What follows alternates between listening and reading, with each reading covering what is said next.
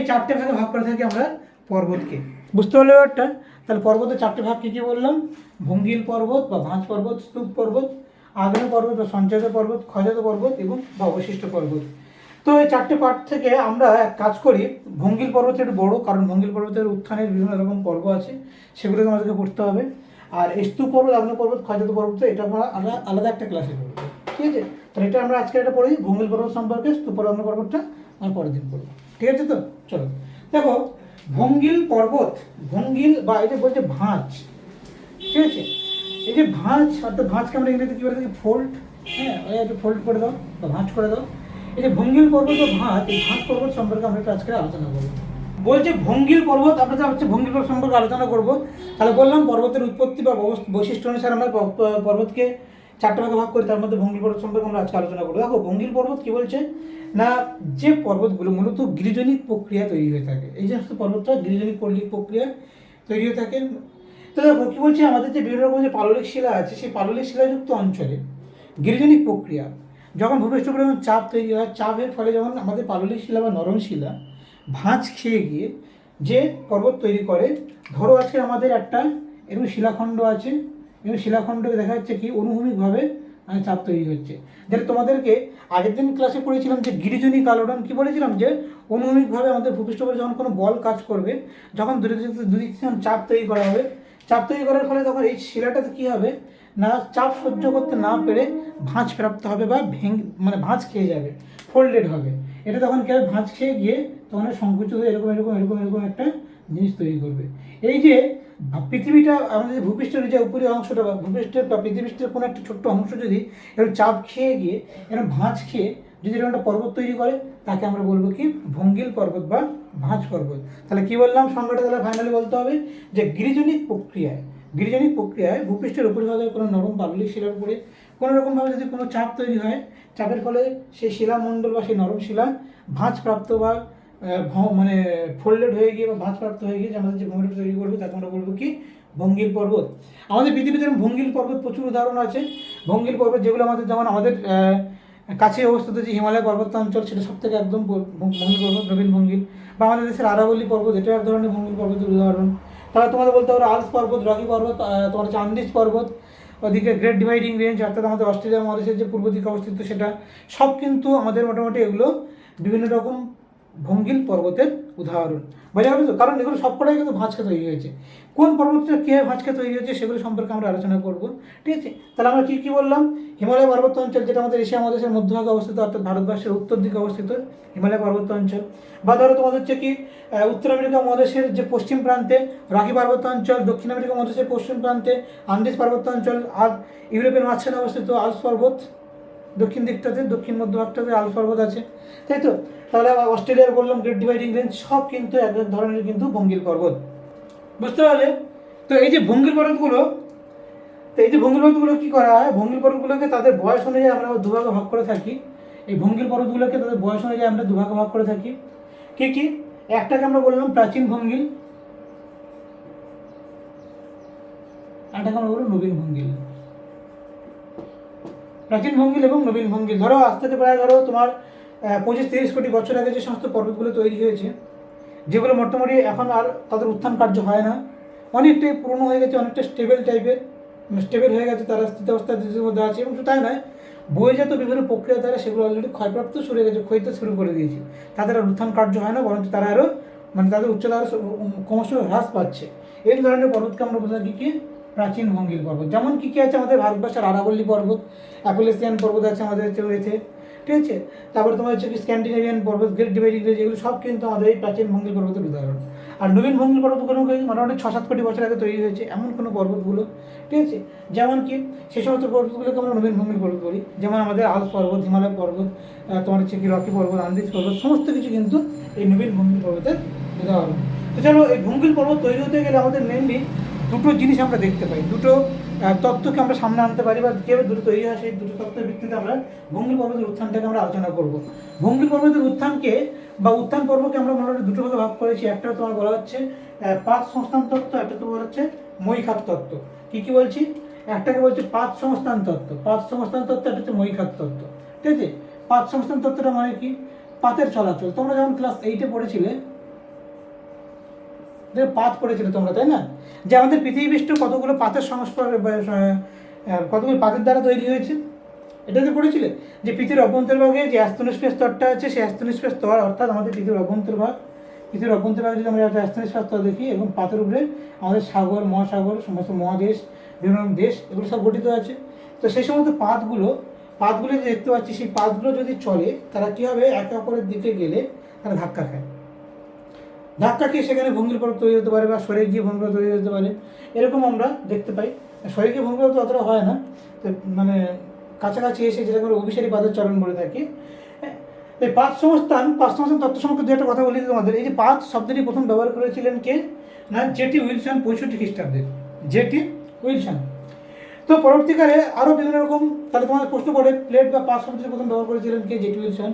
এই পাত সংস্থান সম্পর্কে এবারে বিভিন্ন সময় বিভিন্ন রকম ভৌগোলিক, যারা ম্যাকেঞ্জি, পার্কার, ঠিক আছে, এরকম প্রচুর মানুষজন যারা এসেছিলেন, তারা এই সম্পর্কে সংজ্ঞা দিলেও কী হবে, পরবর্তীকালে একজন ফরাসি ভৌগোলিক লা পিছু, তিনি কী করেছিলেন, এই পাত সংস্থান তত্ত্বটাকে সুন্দরভাবে এবং আরও পরিষ্কারভাবে, সুন্দর ভাষায় সেটাকে মানুষের সামনে বিজ্ঞানসম্মতভাবে, আধুনিকভাবে মানুষের সামনে সেটাকে তুলে ধরে। যার ফলে কী হয়, এই পাত সংস্থান তত্ত্বটা সম্পর্কে মানুষের একটা ক্লিয়ার আইডিয়া বা পরিষ্কার ধারণা চলে আসে, যার জন্য এই পিচোকে আমরা বলে থাকি কি, পিচোকে আমরা বলে থাকি পাত সংস্থান তত্ত্বের জনক। তাহলে দেখো, উইলসন কিন্তু প্রথম পাত শব্দটি ব্যবহার করেছিলেন, আর পিচোকে বলা হচ্ছে কি পাত সংস্থান তত্ত্বের জনক, দুটো কিন্তু আলাদা, ঠিক আছে। তাহলে এটা হচ্ছে কী হচ্ছে, এটা হচ্ছে জনক, এটা প্রথম পাত শব্দটিকে ব্যবহার করেছিলেন। এখানে কিন্তু শর্ট কোশ্চেন তোমাদের আসে, ঠিক আছে। তো আমাদের পৃথিবীতে এরকম যে পাতগুলো আছে সমস্ত, আমরা তো ক্লাস 8-এ পড়েছিলাম মোটামুটি, যে 7টা বড় পাত, 8টা হচ্ছে মাঝারি পাত, এবং 20টা ক্ষুদ্র ক্ষুদ্র পাত বা ছোটো ছোটো পাত দিয়ে তৈরি, আর অসংখ্য ক্ষুদ্র পাত আছে। তো এর হচ্ছে ব্যাপার। তাহলে কী বলেছিলাম, বড় পাত কটা বলেছিলাম, 7টা, মাঝারি 8টা, এবং ছোট আছে কটা, 20টা। এরকম পাতের উদাহরণ সব থেকে আমাদের চারিদিকে যে বড় পাতগুলো আছে, সবথেকে বড় পাত কোনটা, প্রশান্ত মহাসাগরীয় পাত সব থেকে বড়। এছাড়া আমাদের ইউরেশীয় পাত আছে, বড় বড় পাতের মধ্যে আফ্রিকান পাত আছে, তোমার হচ্ছে কি দক্ষিণ আমেরিকা পাত, উত্তর আমেরিকা পাত, ঠিক আছে। এরকম প্রচুর পাত আছে, আন্টার্কটিকা পাত, এরকম আমাদের বিভিন্ন রকমের সমস্ত বড় বড় পাত আমরা দেখতে পাই। ওকে, তো চলো এই পাত সংস্থান তত্ত্ব কীভাবে আমাদের ভঙ্গিল পর্বত তৈরি করতে কাজে লাগতে দেখতে পাবো। দেখো, পাতের চলনের মধ্যে আমরা দেখেছিলাম, পাতের চলন করকম দেখেছিলাম, অভিসারী পাতের চলন, হয়েছিল, এই সমস্ত জিনিসগুলো দেখেছিলাম। তো অভিসারী পাতের চলনের ক্ষেত্রে আমরা আবার 3 রকম পাতের চলন দেখেছিলাম। কী কী বলতো, পাতকে তো আমরা মূলত দুভাগে ভাগ করে থাকি, একটা মহাদেশীয় পাত আর মহাসাগরীয় পাত, পাতের বৈশিষ্ট্য অনুযায়ী। তো দেখো, একটা আমরা পড়েছিলাম যে মহাদেশীয় পাতের চলন।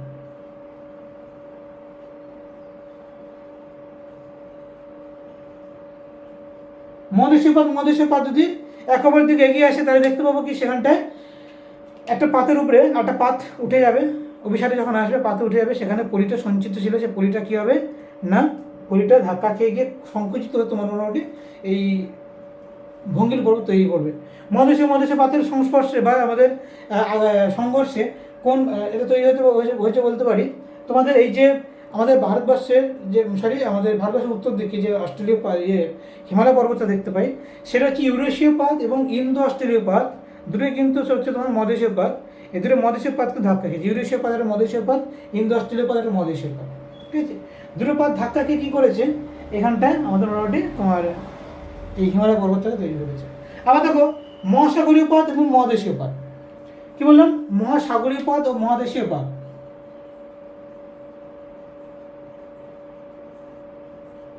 মহাসাগরের সাথে মহাদেশীয় মোটামুটি সংঘর্ষ হবে, তাহলে এখানে আমরা কী বললাম, হিমালয়।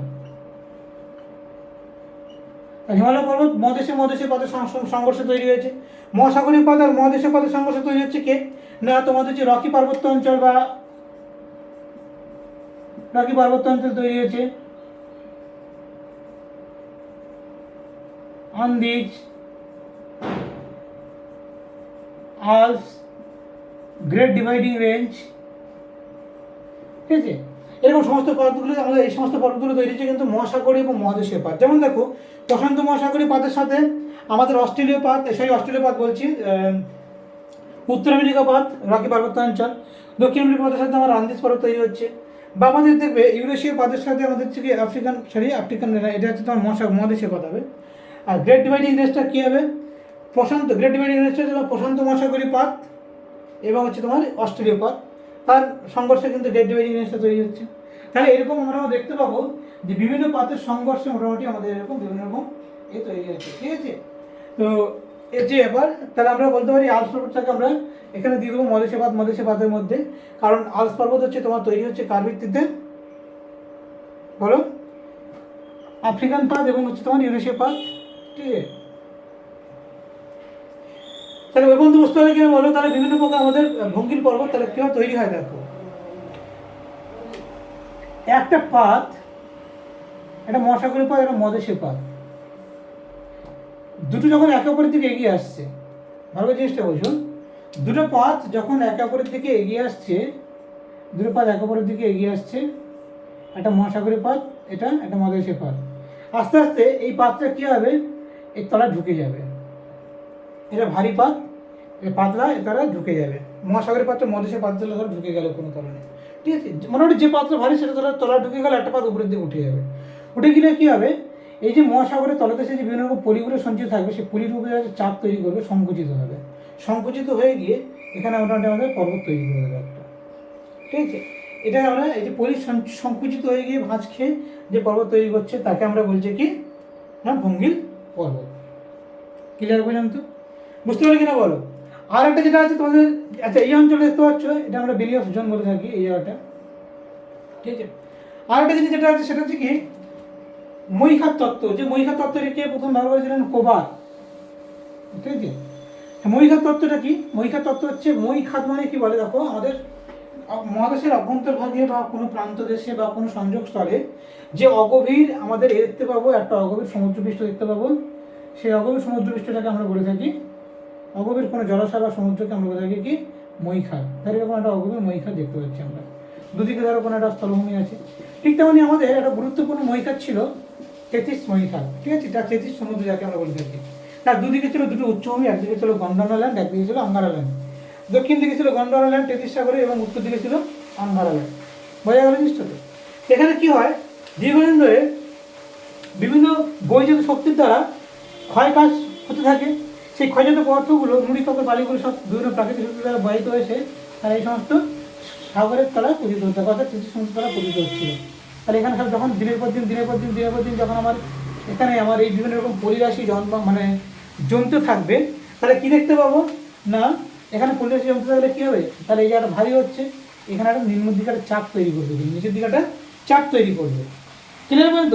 এই নিচের দিকে যখন চাপটা তৈরি করবে, তখন এই দুটো অংশ কিন্তু তখন তারা একে অপরের দিকে কিন্তু এগিয়ে আসতে শুরু করবে। ক্লিয়ার। আমরা এই মৈখাত তত্ত্বের মাধ্যমে যে ভঙ্গিল পর্বত তৈরি হয় তার তিনটে পার্ট আছে। প্রথম পার্ট হচ্ছে এরা যে বিভিন্ন ক্ষয়জাত পদার্থগুলো এসে এখানে চাপ তৈরি করবে। দু নম্বর যেটা কী হবে, যখন চাপটা বাড়তে থাকবে, আরও পদার্থ বাড়তে থাকবে, তখন কী হবে, এটা একটা সময় এটা নিম্নচাপ দিচ্ছে, তো নিম্নচাপ দিলে কী হবে, এটা তো প্লাস্টিক রবার জাতীয় জিনিস না যে ইলাস্টিকের মতন গাড়ার মানে এরকম টান হবে। যখন চাপটা দিচ্ছে তখন কী হবে, এটা তখন একে অপরের দিকে কিন্তু সরে আসবে। যে সরে আসবে তখন এটা তো নরম শিলা, এটা ধরো দীর্ঘদিন ধরে প্রাচীন শিলা, এক ধরনের উচ্চভূমি দেখতে পাচ্ছি আমরা। এই প্রাচীন শিলা তখন কী হবে, নরম শিলার উপরে চাপ দেবে, চাপ দিয়ে এই জায়গাটা থেকে কী হবে, পরবর্তীকালে চাপ দিতে আমার এরকম এই শিলাটা এখান থেকে ভাঁজ খেয়ে এরকম এক ধরনের ভঙ্গিল পর্বত তৈরি করবে। তাহলে এখান থেকে মৈখাত থেকে আমাদের ভঙ্গিল পর্বত তৈরি হচ্ছে, আমাদের যখন তেথিস সাগর থেকে আমাদের হিমালয় পর্বত অঞ্চলে তৈরি হয়েছে, ঠিক আছে। তাহলে এই নরম পরিবেশের উপরে যখন প্রাচীন শিলা যখন চাপ দিচ্ছে, তেথিস সমুদ্রের উপরে যখন একদিকে গন্ডানা ল্যান্ড একদিকে আঙ্গারা ল্যান্ড যখন চাপটা দিল, দেওয়ার পরে কী হয়েছে না, এই ভূমিরূপটা তৈরি করেছে। বুঝতে পারলে। তাহলে এই হচ্ছে ব্যাপার। এইভাবে আমাদের মৈখাত থেকে কিন্তু ভঙ্গিল পর্বত উত্থিত হতে পারে, যেমন তেথিস সমুদ্র থেকে হিমালয় পর্বতের উত্থান ঘটেছে। বোঝা গেল। আর দেখো এই যে সমুদ্র তলদেশে না, আমাদের সমুদ্রের যে তলদেশে যে পলিরাশি চাপা পড়ছে, অনেক সময় বলে ভঙ্গিল পর্বতে তোমার দেখা যায় কেন, জীবাশ্ম দেখা যায় কেন। ভঙ্গিল পর্বতের মধ্যে যে পলির মধ্যে কী হয়, আমাদের বিভিন্ন রকম সামুদ্রিক প্রাণী বা সামুদ্রিক উদ্ভিদ চাপা পড়ে যেতে পারে, সেখানে গিয়ে তাদের গায়ে কিন্তু জীবাশ্ম তৈরি হয় এবং সেই জীবাশ্মটা আমরা ভঙ্গিল পর্বতের মধ্যে দেখতে পাই। বুঝতে পারলে।